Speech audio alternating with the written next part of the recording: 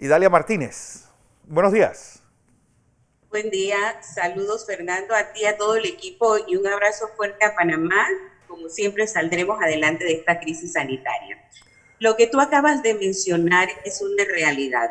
Ha generado un rechazo no solo a nivel nacional, sino también a nivel internacional. He recibido comunicaciones de organismos internacionales que buscan protección de la niñez, organismos sin fines de lucro, y han expresado su profundo rechazo, no solo a la actuación de la diputada como tal, sino que a ella se le olvidó que representa al Estado panameño en cada una de sus actuaciones, al ser servidora pública y al representar a un órgano del Estado que es el legislativo.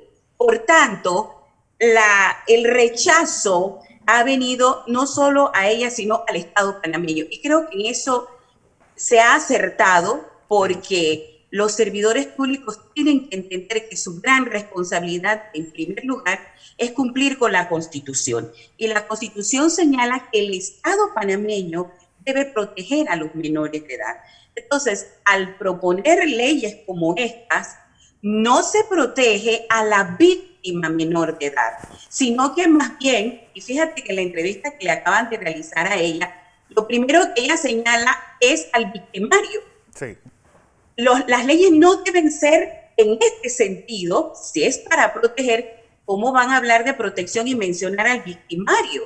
Al contrario, este tipo de propuestas lo que busca es revictimizar, es decir, someter a la víctima a un nuevo cuestionamiento, a una nueva situación que le causa pesar, que le causa malestar. Y si esa propuesta de ley, como ella la redactó o su equipo de trabajo, que dice que hasta los 18 años, imagínate si una víctima de abuso sexual a los 9, 10 años de edad, 11, 12, como ella dice, entonces esa víctima va a estar cuántos años recibiendo un supuesto subsidio del Estado que no busca proteger, sino revictimizarla.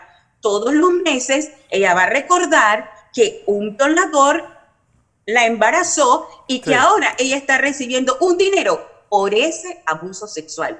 Qué falta de conciencia social, qué falta de responsabilidad legislativa presentar a la faz pública una propuesta como esta. Es Por que no otro lado, solamente eso, Idalia, sino que sí, te escucho. ¿cuántas menores van a decir, bueno, si quedo embarazada voy a decir que me violaron, pues por lo menos recibí estos $75?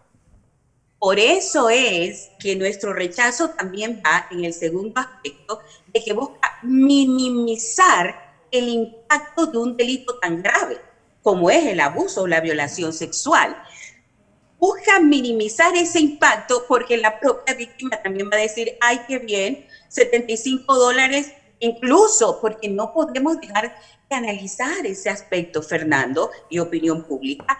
Esa víctima o quien pueda ser víctima no va a ver algo como tan grave Claro. que la abusen sexualmente si hay de por medio dinero. Estamos hablando de menores de edad que todavía no tienen una conciencia clara de lo que es esa situación. Y por otro lado, en lugar de favorecer a las víctimas, lo que está favoreciendo es a los pedófilos, a los abusadores, a los violadores, porque fíjate, incluso el hecho de que diga que el Estado va a subsidiar, es decir, le va a dar la manutención, le va a dar la pensión alimenticia a esa criatura que fue el producto de una violación sexual, entonces ni siquiera somete a una obligación al que abusó a la niña, no, sino que le resuelve al abusador de que en lugar de cumplir la manutención, por lo menos, ahora el Estado lo va a hacer. O sea, le aligera la carga. Y Sí. creo que esto es terrible y no debe permitirse en la República de Panamá. Bueno, es una demanda susceptible, por lo que dice el Código de la Familia, de un vicio de inconstitucionalidad o de ilegalidad. Totalmente, yo creo que el amparo a los derechos de los menores de edad también son derechos fundamentales. Aquí se puede abrir un abanico de oportunidades para poder presentar protección. Incluso esto puede trascender ante la Comisión Interamericana de Derechos Humanos, porque recuerda, ella está actuando a nombre del Estado panameño. Entonces, esto abre un abanico de oportunidades que cualquier persona puede ejercer ese acto, buscar esa protección e incluso someterla a ella a una investigación. ¿Cómo es que presenta un tipo de propuesta de ley como esta? ¿Qué es lo que hay detrás?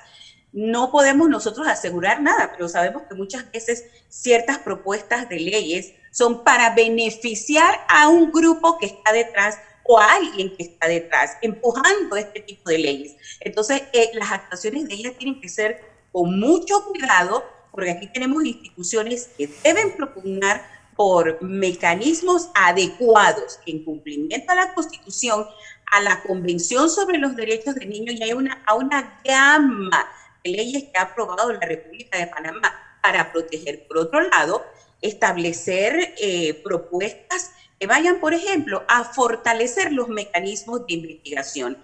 Aquí en Panamá se necesita la denominada cámara Gesell, que es lo que nosotros vemos en ciertos programas de televisión, que entrevistan a una persona, hay alguien detrás en un vidrio, están los investigadores tomando notas y escuchando la entrevista a la víctima. Por ejemplo, aquí en Panamá hay pocas cámaras Gesell.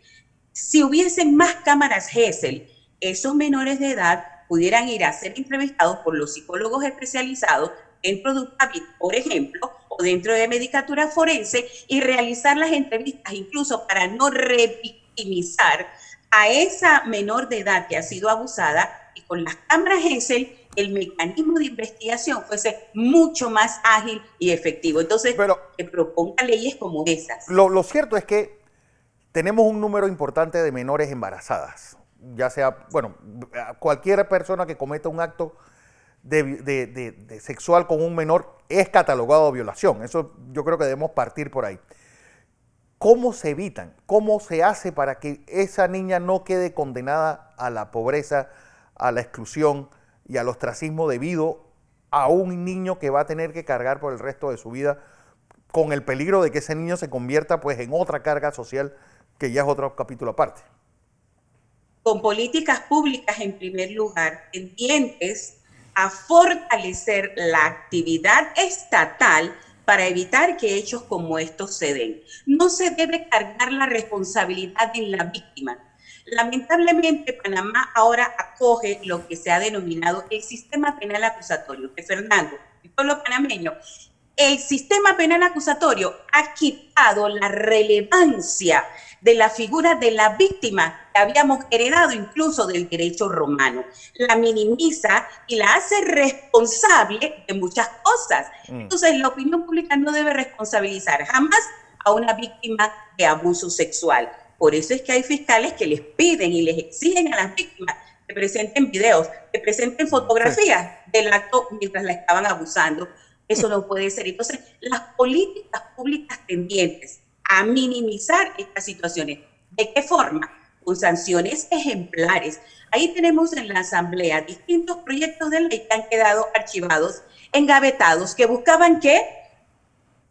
Recrudecer, hacer más férreas las sanciones contra los abusadores. Ahí están. Entonces, comiencen por buscar y sacar de las gavetas esos anteproyectos. Y por otro lado, la educación y la prevención, no responsabilizando a las víctimas ni a las posibles víctimas, sino dándoles mecanismos de educación, que ellas sepan cómo detectar a alguien que puede estar intentando sacar un provecho de ellas emocional o sentimentalmente para lograr abusarlas, porque muchos abusadores son incluso del círculo familiar muy cercano. Es alguien que llega a la casa porque la autoridad de la casa le abrió las puertas. Entonces hay que buscar mecanismos de educación para prevenir que actos como estos se sigan dando en la República de Panamá, que los menores de edad siempre estén protegidos. Los padres de familia, hay que darles capacitaciones, cómo detectar que alguien puede llegar a su hogar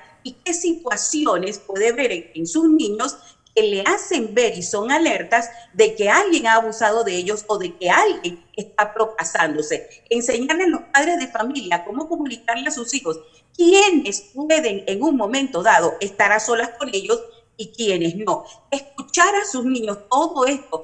Hay otra vez una gama de situaciones que se pueden aplicar, pero que no las vemos en la acción cotidiana para evitar, prevenir este tipo de actos en Panamá.